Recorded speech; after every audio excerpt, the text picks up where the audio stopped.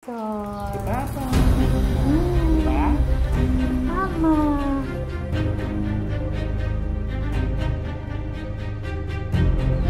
Bulong mo yung pusa.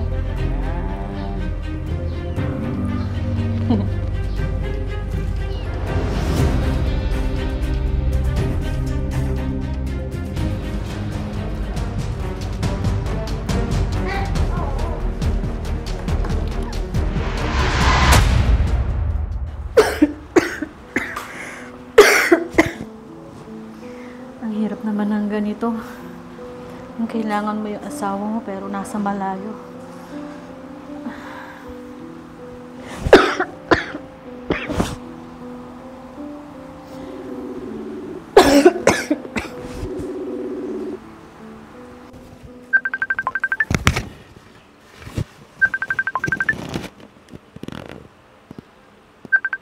Bakit ang agang tumawag ni Mrs.?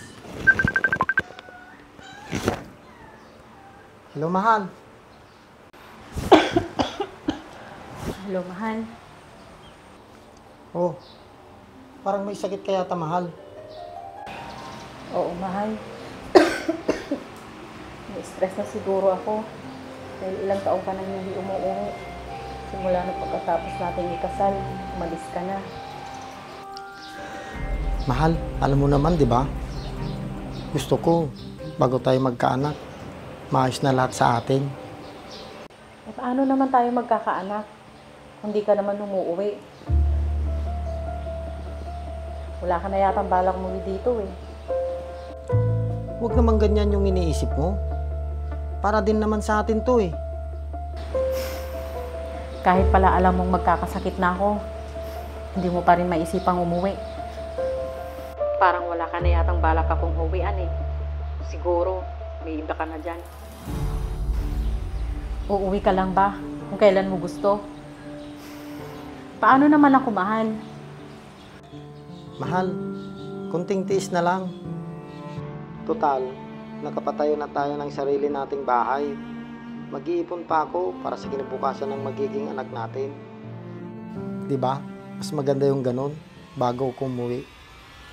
Bahala ka, Masong, kung yan ang rason mo. Hindi ko na kaya ang ganito. Kahit na pala sabihin kung kailangan kita, ayaw mo pa rin umuwi.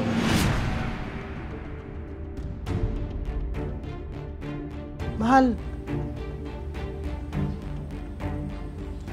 anong ibig niyang sabihin? Para sa amin din naman lahat ng ginagawa ko.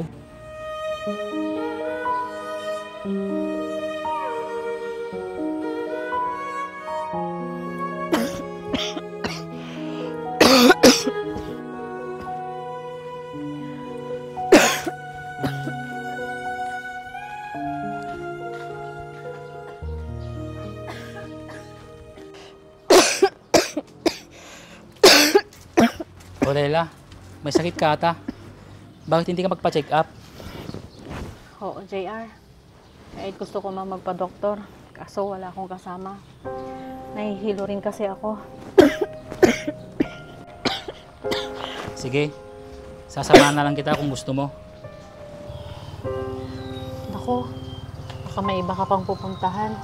Huwag na lang, nakakahiya. Hindi, ayos lang. Hindi naman importante yung lakad ko. Sigurado ka? Oo, Layla. Sige, JR. Salamat. Tara.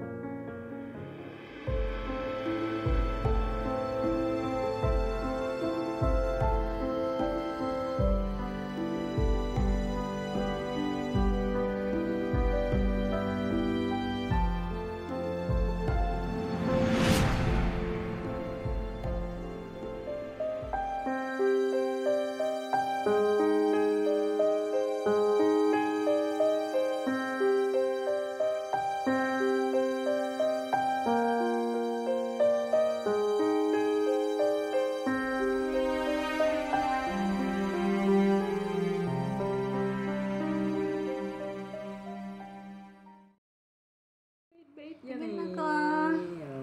Ano yan? Ha? Si mama Asan ka? Ha? Ha? Sinong bumili ng laruan mo? Dinosaur. Si papa. Diba? Mama.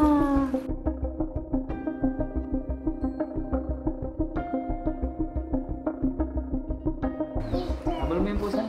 Yan.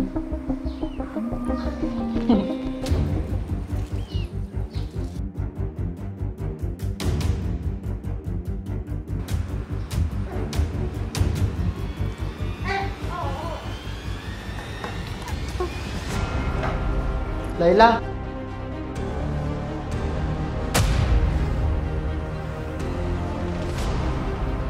Masong? sila na ba yung bago mong pamilya, Layla?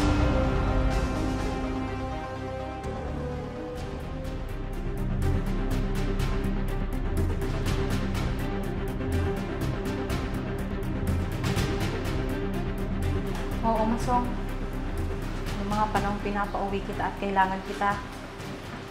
Si JR ang sumaklolo sa akin yung mga panahon yun. Ilang taon akong nangulila sa iyo, Masong. Pero nakinig ka ba? Di ba hindi? Hanggang sa napamahal na kaming dalawa sa isa't isa. At ang bata,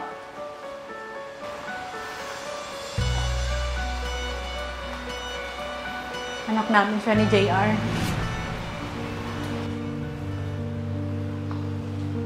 kung ganun, wala na pala akong babalikan. Patawarin mo ko, Masong. Hindi ko rin sinasadyang magkaganito tayo. Siya rin lang na wala akong babalikan. Alis na lang ako sa bahay na to. Hindi, Masong.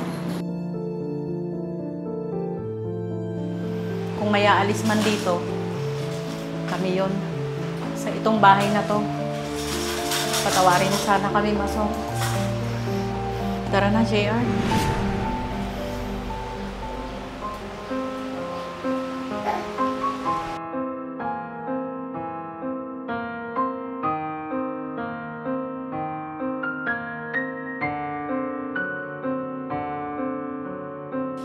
Nangarap lang naman ako na mapabuti ang lahat bago kami magkaanak. Pero bakit ganito? Ngayon, lilisanin ako ng binuo kong pangarap. Ang magkaroon ng masaya at buong pamilya. Ito pala ang kapalit ng matagal na sakripisyo. Ngayon ko lang nalaman na hindi rin pala maganda ang puro pangarap na lang ang iniisip. Mas malaga ang oras at makasama ang iyong pamilya. Kung may babalik ko lang sana ang lahat.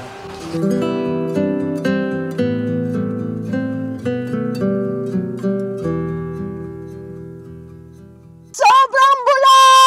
Grabing bula naman yan, parang wala nang katapusan. Bakit kaya ngayon ko lang nakita itong product na to? Sa tagal ko na naghahanap ng ganitong car shampoo. Dito ko lang pala makikita. Pinakikilala ko nga pala itong GR4 Car Shampoo. Extremely foamy car shampoo na siguradong magpapalinis sa inaalagaan mong sasakyan. Ang dami ko nang nagamit na ibang brand, pero dito lang ako napabilib. Kasi tingnan mo naman, isang buong sasakyan yung kaya niyang malinisan. At may sobra pa yan ha. At parang ulap na nga sa bula kung ikukumpara mo sa ibang brand. Ang kagandahan pa nito, meron na rin itong Canova Wax. Kaya pag binanlawan mo ang sasakyan mo, siguradong magiging magintab agad yan. Kaya kung gusto mo rin na mabula at mabisa na panlinis sa alaga mong sasakyan, ano pang iniintay mo? Check out mo na yan!